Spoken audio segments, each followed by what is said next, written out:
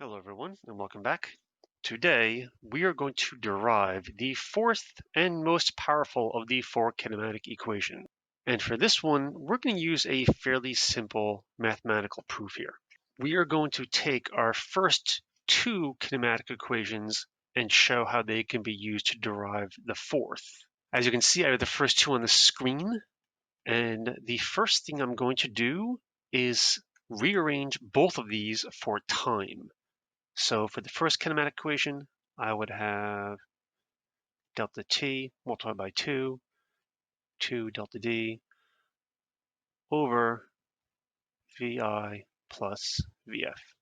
On the right-hand side, it's even easier. I'm going to multiply by time, then divide by a, which would give me vf minus vi over a equals delta t. And I'm going to just do this because there's something I want to show you. Now, if both of these equal time, then I can make these two equal each other. So I can do this. 2 delta d over vi plus vf equals vf minus vi over acceleration. Okay, I'm just going to take this and get it on one line and try to reduce it as much as possible. So I'm going to cross multiply. I'm going to cross multiply this way. I will get vi plus vf times vf minus vi equals 2a delta d. Next up, I'm going to FOIL this out. I will do these two, vi, vf. These two, that'll be minus vi squared. These two, that'd be plus vf squared. Last two, minus vi, vf equals 2a delta d. Taking a look at this, I have plus vi, vf here, minus vi, vf here, so these two sides would cancel, and we have everything on one line. The very last thing I'm going to do is simply rewrite the equation in the form you're typically going to see it in, which is vf squared. I'm just going to subtract vi from both sides. Vi squared plus 2a delta d. So this is the fourth kinematic equation. Earlier I said it is the most powerful out of the four, which means it actually takes a little more knowledge on how to use properly, which we're going to get into. But one thing I want you to notice right now is the reason why this one's a little trickier to use is because it is the only kinematic equation that does not have time. And that means it will solve for what you're asking for, and it will give you an answer for all possible times. So let's actually put up a problem and I'll show you what I'm talking about. So here's our situation. A boy is sitting on an incline and rolls a marble downhill with a velocity of 1.5 meters per second. The acceleration of the marble is 2.0 meters per second squared downhill. What is the velocity of the marble when it is 3 meters down the hill? So 3 meters below the boy. I have our situation started out. Here is the kid on the hill, and I have the fourth kinematic equation already set up here, ready to go. Now, before we start, let's mark up our drawing a little. This is going to be the start of the problem. So this is going to be 0 meters as our starting position here. I'm going to say this point is 3 meters down the hill. Now, there's something else that needs to be clarified here. This is neither the x-axis nor the y-axis, so I need to identify what direction I'm assuming is positive. And for this problem, I'm going to assume downhill is positive. If you're dealing with a single dimension, this is something that should be stated for your professor or grader. If the problem is simply on the x-axis, it is typically assumed right is positive, left is negative. Although you can switch that if you want, it is perfectly fine. However, if you go against standard nomenclature, you're going to want to state that to whoever is going to look at it. Same thing with the y-axis. Typically, up is positive and down is negative. If you're going to change that, you need to state it. So, from this point on, down the hill will be positive. Now and only now can I properly list my givens. I will start with velocity initial. Boy is sitting on the incline and rolls the wall downhill with a velocity of 1.5 meters a second.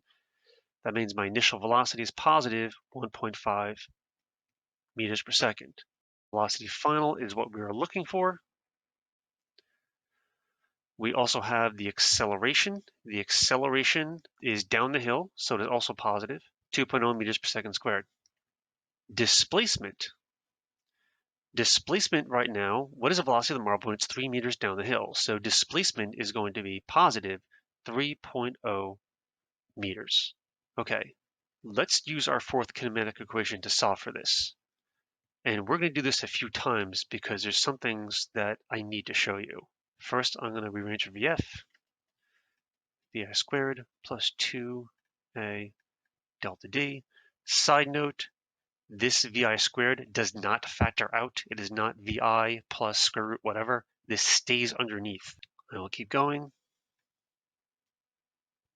Meters per second squared plus 2. The acceleration is 2 meters per second squared times displacement, which is 3 meters. Looking at my units, the 1.5 squared will become 2.25 meters squared over seconds squared, plus 3 times 2 is 6, times 2 is 12. Again, meters squared over seconds squared. And that unit is important because when I take the square root, I'm going to get meters per second. I add these and I get 14.25 meters squared over second squared. Now, here's the important part. When you take the square root of a number, technically you get a positive and negative answer. So I do this and I get positive or negative 3.77 meters per second. So which answer is true? Well, this is where you need to have an understanding of the situation. If this boy takes the marble and he rolls it down the hill, I'll just do a dotted path. Here's the initial position, and here is the final position, which is also very good to label in your drawing, where the initial and final points are. Again, it's very important to understand exactly when your problem starts and exactly when your problem is over. It starts when he first throws it, and it's over as soon as it hits 3 meters below him. Now, in this particular situation, especially since the marble is speeding up, the marble must be moving in the positive direction. It must be moving downhill. So I'm going to remove the negative here, and our answer is positive 3.77 meters per second. Now, we're going to do this a few more times, and I'm going to change one thing each time because I really need to show you how this equation is put to use in various situations. So the boy's sitting on an incline and rolls a marble. I'm going to change this one word. He no longer rolls a marble downhill. He rolls a marble uphill. Now let's see what's going to change. The first thing that I'm going to do is actually mark the path. So he throws the marble uphill. It's going to slow down, stop, roll back downhill. It's going to pass him, speed up, and hit the 3 meter mark. The next thing I'm going to do is see what changes in my givens list. So the only thing I changed is that the boy threw the marble up the hill instead of downhill. So the only thing that changed is that the boy rolled the marble uphill instead of downhill, which means my initial velocity is now negative. Because if downhill is positive, rolling up the hill is negative.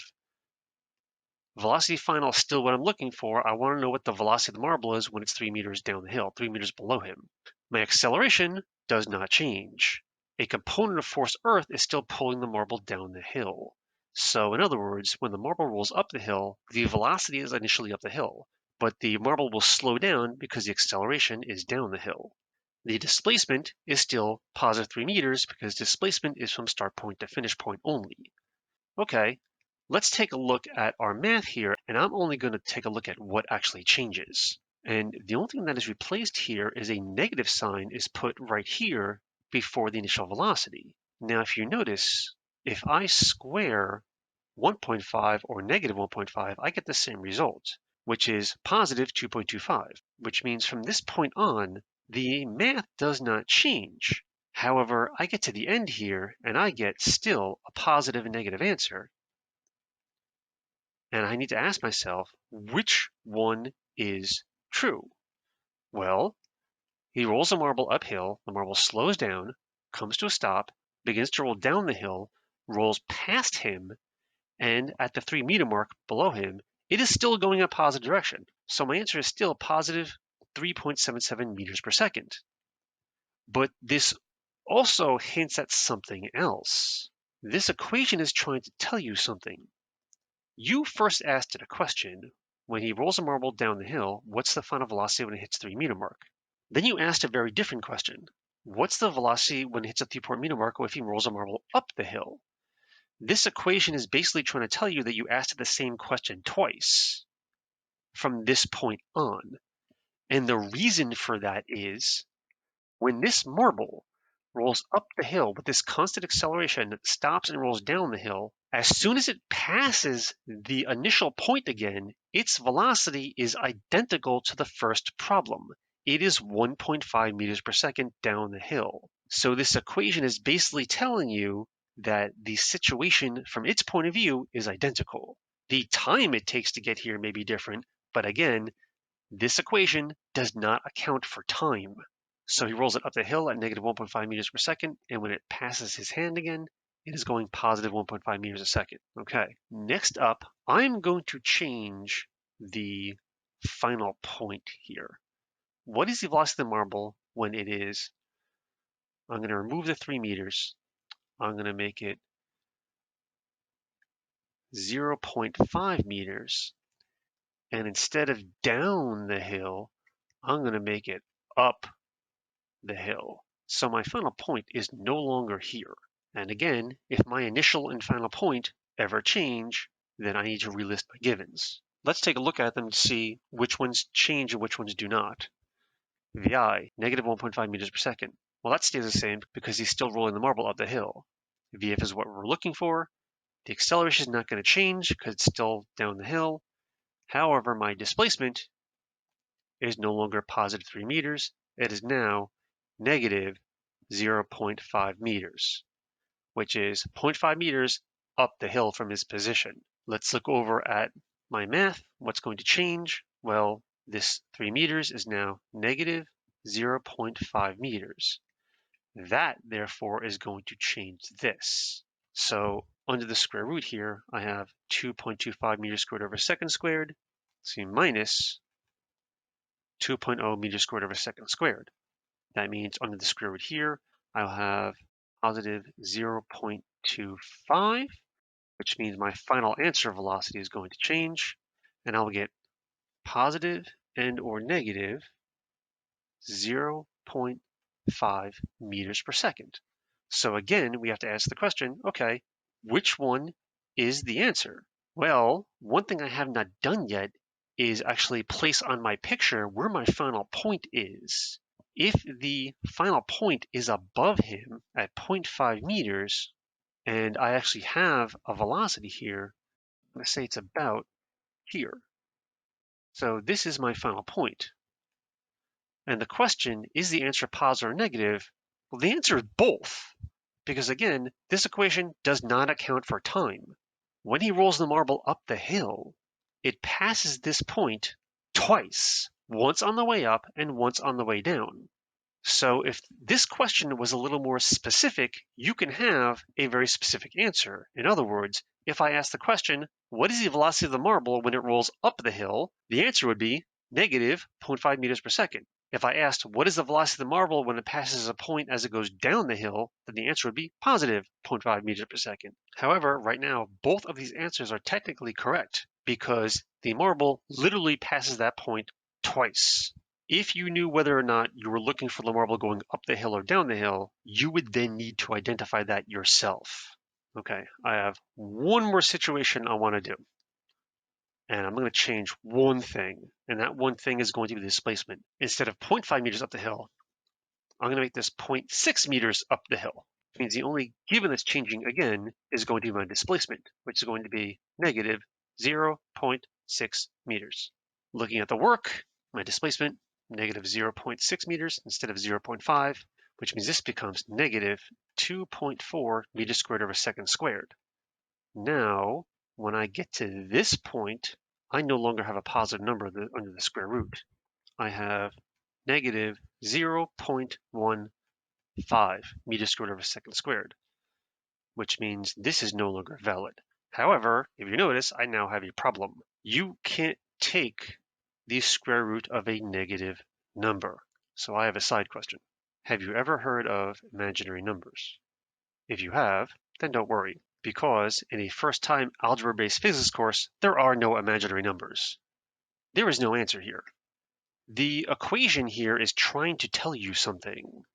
What is it trying to tell you? Well, you're asking it a very specific question. You're asking it, what is the velocity of this marble when it is exactly 0.6 meters above him on the hill? What it's trying to tell you is that it never makes it there. In other words, for this last problem, this point would have represented the final point you're looking for, but the marble never reaches this point. So this equation is literally telling you there is no answer to your question. You want to know the velocity of the marble when it's 0.6 meters up the hill? Well, it never reaches that point, so there is literally no answer. So we just did 4 different problems with slight changes that had varying results. And part of the skill needed for this fourth kinematic equation is being able to interpret those results, especially if you're looking for final velocity. It means that you need to have an understanding of the physical situation in order to use this properly and to interpret what it's trying to tell you. To finish up, let's add the fourth kinematic equation to our physics arsenal here, plus 2a delta d. Now you have all 4 kinematic equations and Newton's second law. May you use them wisely. I will end it here. Have a good day. This is Mr. M signing off.